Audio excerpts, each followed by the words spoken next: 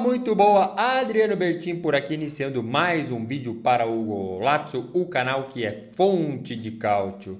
Sim, falando aí com muitos asteriscos sobre o desfecho do Campeonato Italiano 2022-2023, que finalmente ou tristemente realizou a rodada 38 aí e deu o capítulo final. Talvez para quase tudo, como a gente já bem sabe, vamos falar, mas sim, encerrou a temporada aí, exemplo das outras grandes ligas, o desfecho, a rodada final do Campeonato Italiano. E eu bem falei que vai ter vários asteriscos aqui nesse vídeo. O primeiro deles é um pedido de desculpa por ser homem. Não sei se você está acompanhando muito bem aí como as coisas funcionam no Golazzo, no último podcast e tudo mais. A gente sempre grava a nossa live dominical aos domingos falando exatamente sobre o que aconteceu no domingo de futebol italiano, mas eu já tinha antecipado que eu faria uma viagem.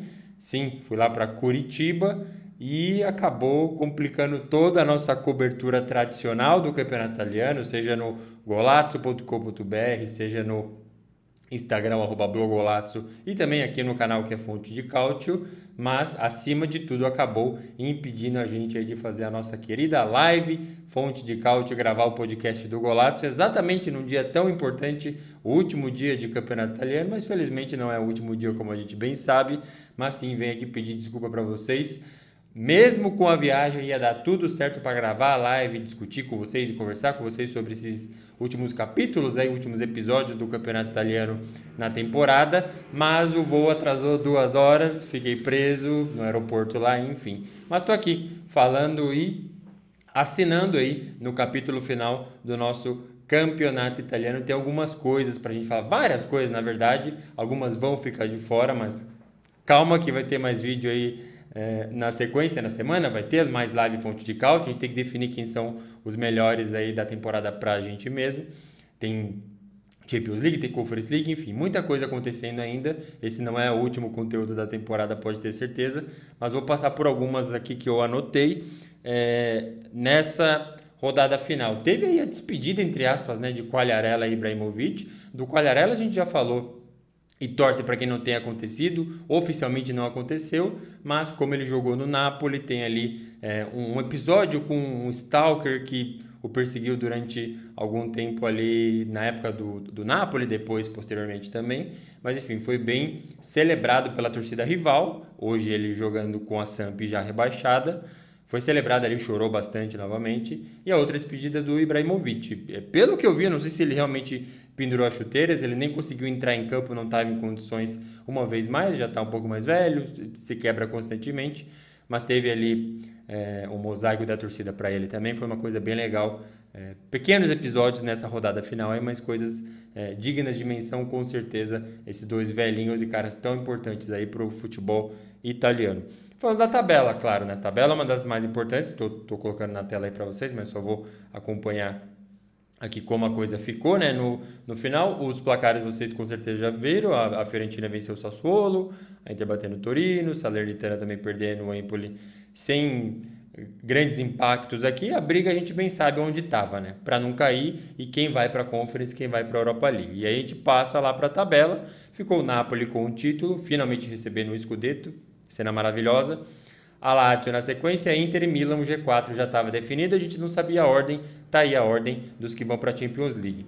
E aí tem a Atalanta e a Roma na quinta e sexta colocação que vão para a Europa League. Isso ainda estava em interrogação, porque os três ali que brigam por Europa e Conference ainda, a gente não sabia quem ia, quem ficava. Agora sabemos, Atalanta e Roma com as vitórias aí que obtiveram contra o Spezia, jogo super importante, a gente vai falar, e a Atalanta contra o Monza também, garantiram e forçaram a Juventus aí para a Conference League. Baita constrangimento para a Juve aí, né? Já estava se sentindo incomodada jogando Europa League, agora vai jogar Conference League contra times cujos nomes são impronunciáveis aí pra gente, mas é isso, nova realidade para a Juventus. Só que tem uma observação aqui.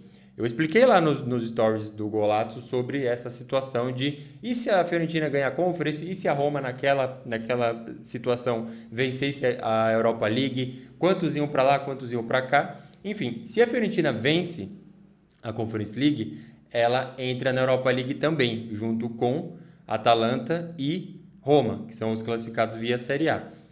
E a Juventus? A Juventus vai jogar a Conference, beleza.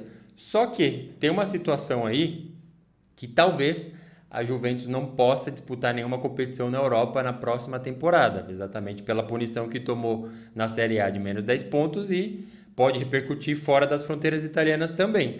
E se isso acontecer, quem que ficou atrás da Juve na classificação foi exatamente a Fiorentina. Então, se a Fiorentina não vence a Conference League, mas a Juventus toma essa punição, ela vai ficar com a 7ª colocação, ou seja, ela vai ficar com a vaga na Conference League de novo. E supondo que a Fiorentina já esteja na Europa League, aí essa vaga cai lá para o Bolonha, que ficou na sequência. Então, assim, foi a última rodada, beleza, desfecho, ficamos sem live fonte de cálcio, mas olha quanta coisa a gente tem para conversar e discutir e refletir ainda, falando de campeonato italiano, né?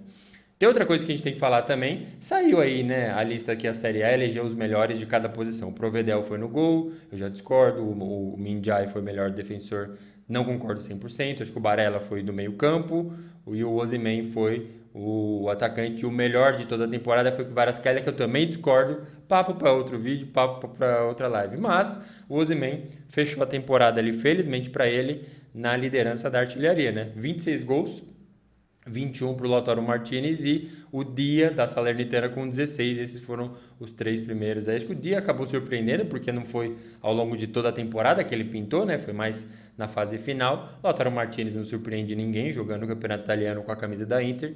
E o Osimhen maravilhoso, assim, acho que assumiu um papel não de capitão com braçadeira, capitão com a máscara, mas assim, para mim, já antecipo, ele foi melhor que o Kvaratskhelia, na minha opinião, tá? Se fosse para dar o MVP aí para alguém, eu daria para o Osimhen, mas só passando pelo mérito dele aí. E aí que finalmente chega no assunto que, mais um assunto, né, que não encerrou o campeonato italiano. Foi a última rodada, beleza, ficamos sem o nosso podcast, mas tem quem vai ser o último rebaixado. A gente já tem a Sampdoria, já tem a Cremonese e Hellas Verona ou Spezia chegaram empatados com os seus 31 pontos aí para essa rodada.